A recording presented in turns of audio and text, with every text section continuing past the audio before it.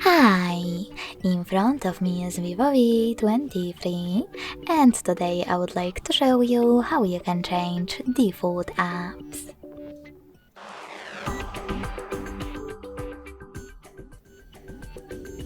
Begin by going into Devices Settings and scrolling down to Access Apps. Following that, scroll down again and tap on Default Apps.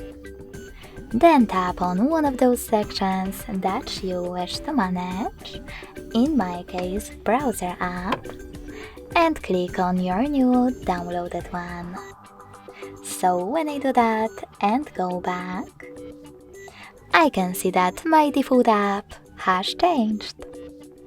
Thanks so much for watching. If you enjoyed this video, leave a like, comment and subscribe. Bye!